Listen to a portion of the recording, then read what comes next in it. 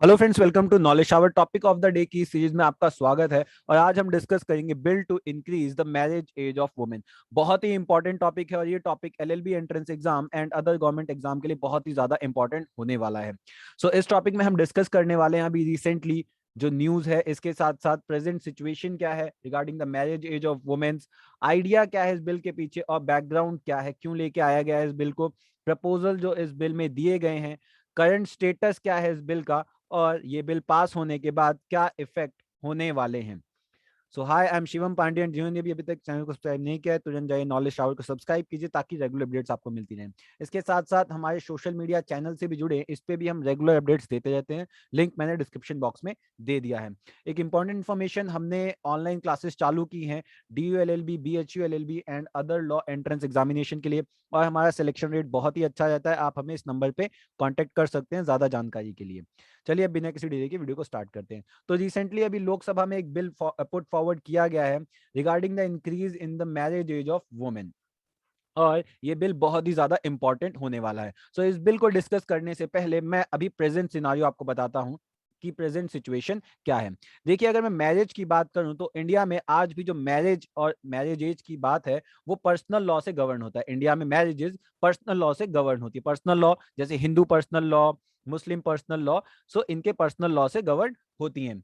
And अगर legal as की मैं बात करूं तो इंडिया में लीगल एज ऑफ मैरिज जो है वुमेन के लिए इस समय 18 ईयर्स है और मेन के लिए 21 ईयर्स है।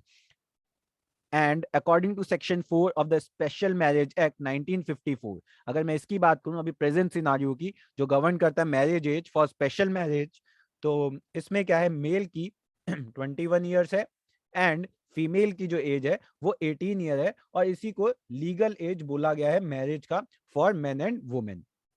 सेक्शन 5 क्लॉज 3 की अगर मैं बात करूं, as per Hindu marriage act section 5 sub clause 3, तो ब्राइड ग्रूम की जो एज है वो 21 ईयर होनी चाहिए। मतलब मैन की जो एज है, दूल्हे की एज 21 ईयर और दुल्हन की 18 ईयर।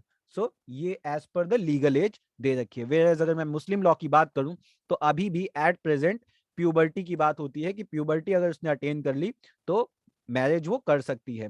तो दैट मीन्स लगभग 14 to 15 year for women, this is the marriage age. तो ये तो प्रेजेंट सिनारियो है रिगार्डिंग द मैरिज एज। अब बात करते हैं अब इस बिल को लाने की जरूरत क्यों पड़ी। देखिए, आपने मैरिज एज देख ली। Previous year prime minister Narendra Modi ने इंडिपेंडेंस डे पे एक स्पीच दी थी और उस स्पीच ने उन्होंने हाईलाइट किया था डॉटर्स का माल न्यूट्रिशन। और उन्होंने ये कहा था कि जल्दी शादी होने की वजह से डॉटर्स अच्छे से विकास नहीं हो पाता उनका और माल न्यूट्रिशन का बहुत ज्यादा शिकार हो जाती हैं। इसके साथ जो बच्चे होते हैं जिनको बर्थ देती हैं वो भी बहुत ज्यादा उस चीज की कमजोरी का शिकार हो जाते हैं। और डॉक्टर्स की हेल्थ को भी उन्होंने हाईलाइट किया था, डॉक्टर्स एंड सिस्टर्स की हेल्थ को। तो इसी बात को ध्यान में रखते हुए पिछली साल ही, दैट इज 2020 में ही, जया जेटली कमेटी एक बनाई गई। जया जेटली कमेटी बनाई गई और जया जेटली कमेटी जो वुमेन कमीशन के अंडर डिपार्टमेंट है उसके थ्रू बनाया गया। और इस कमीशन से कहा गया कि आप रिकमेंडेशन दीजिए regarding the increase in the marriage age of women. और उन्होंने रिपोर्ट अभी प्रेजेंट की और इस रिपोर्ट के आधार पर ही एक प्रपोजल लाया गया कि अब मैरिज एज जो वुमेन की है उसको इंक्रीज कर दिया जाए 18 से 21 साल। और इसी प्रपोजल को पुट फॉरवर्ड किया गया पार्लियामेंट के आगे। अब बिल की मैं बात करूं, जो बिल जया जेटली कमेटी के रिकमेंडेशन पे बनाया गया है, इसमें यह कहा गया है, ये बिल प्रपोज क्या करता है, ये पहली चीज प्रपोज करता है कि prohibition of child marriage act, इसमें अमेंडमेंट किया जाए। और इसके तहत जो सेक्शन 1 है जिसमें यह कहा गया है, सेक्शन 1 सब सेक्शन 2, कि citizen of India without and beyond India, इसमें इसकी जगह ये सारे एक्ट भी ऐड कर दिए जाएं कि भैया ये एक्ट भी इंक्लूडेड होंगे। मतलब एज पर prohibition of child marriage act, अगर किसी की शादी 21 साल से पहले होती है so this will be included as child marriage. अभी अगर 18 से पहले किसी बच्ची की शादी होती है तो वो चाइल्ड मैरिज में आता है।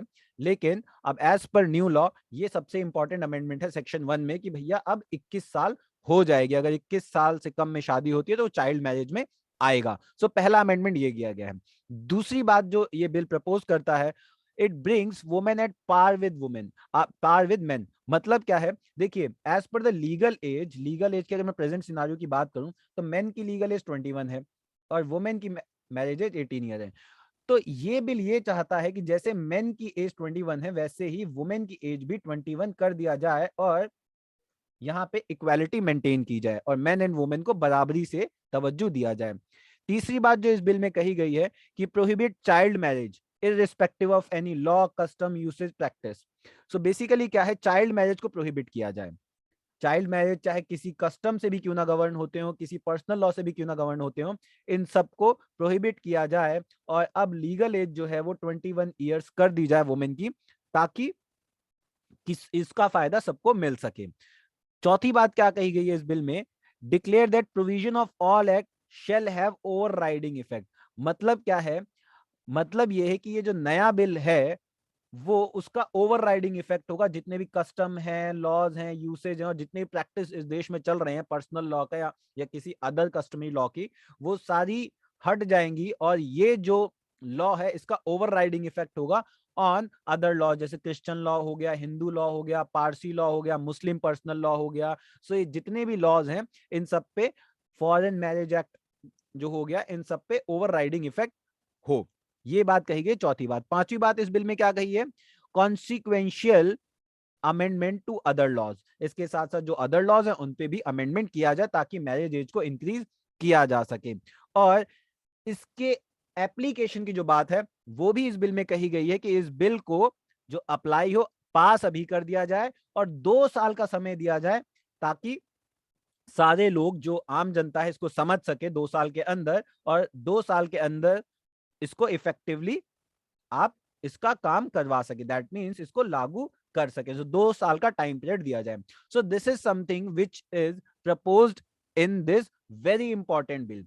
अब बात ये आती है कि इस बिल का करंट स्टेटस क्या है। देखिए, करंट स्टेटस ये है कि अपोजिशन जो है वो कह रहा है आप इतनी जल्दी में ये बिल क्यों लेके आए हैं, और आप इतनी जल्दी में लेकर भी आए हैं तो आप इसको स्टैंडिंग कमेटी पे दीजिए ताकि इस पे अच्छे से विश्लेषण हो सके, क्योंकि अलग अलग बैकग्राउंड से वुमेन आती हैं, डिफरेंट डिफरेंट बैकग्राउंड से हैं, इसके साथ साथ और भी कई सारी चीजें जो इंपॉर्टेंट हैं। तो इन सब की बात कही गई और ये कहा गया है कि इसे स्टैंडिंग कमेटी में दीजिए ताकि इस पे अच्छे से डिस्कशन हो सके। इसके साथ साथ आप किसी के पर्सनल लॉ पे कहीं ना कहीं अटैक कर रहे हैं, तो इसके लिए भी बहुत ज्यादा जरूरी है कि प्रॉपर डिस्कशन हो सके, और वो डिस्कशन और स्क्रूटनी पॉसिबल है स्टैंडिंग कमेटी में। इसलिए अपोजिशन ने डिमांड किया कि इस बिल को स्क्रूटनी के लिए स्टैंडिंग कमेटी में भेजा जाए ताकि और अच्छा रूप इसका निकल के बाहर आ सके। और इसी चीज को ध्यान में रखते हुए गवर्नमेंट इस चीज को मान गया है और उन्होंने इस बिल को, जो अमेंडमेंट प्रपोज करता है 2006 के एक्ट में, that is 2006 act of prohibition of child marriage, this is very important. इस एक्ट में अमेंडमेंट प्रपोज किया जा रहा है prohibition of child marriage act में। तो ये जो अमेंडमेंट प्रपोज करता है, उन्होंने कहा ठीक है, यू आर राइट, अपोजिशन की बात को मानते हुए पार्लियामेंट्री स्टैंडिंग कमेटी में उन्होंने इस बिल को भेज दिया है। अब बात ये आती है कि अगर ये बिल क्लियर हो जाता है तो क्या होगा। देखिए, अगर ये बिल क्लियर हो जाता है तो जो लीगल एज है वुमेन की, ये 18 साल से बढ़कर 21 ईयर्स हो जाएगी, और जैसे मेन की लीगल एज 21 ईयर्स है वैसे ही वुमेन की भी 21 ईयर्स हो जाएगी। सो दैट मीन्स अभी हमें थोड़ा सा इंतजार करने की जरूरत है। So that's all for today. और ये कुछ क्वेश्चंस हैं जो इस वीडियो के बेसिस पे आपके बनते हैं। आप पॉज करके इन क्वेश्चंस को जरूर देखिए जो आपके एंट्रेंस एग्जामिनेशन में काम आ सकते हैं। So thank you so much for watching the video. That's all for today and please do share this video and like it so that we can make more such videos. Thank you so much.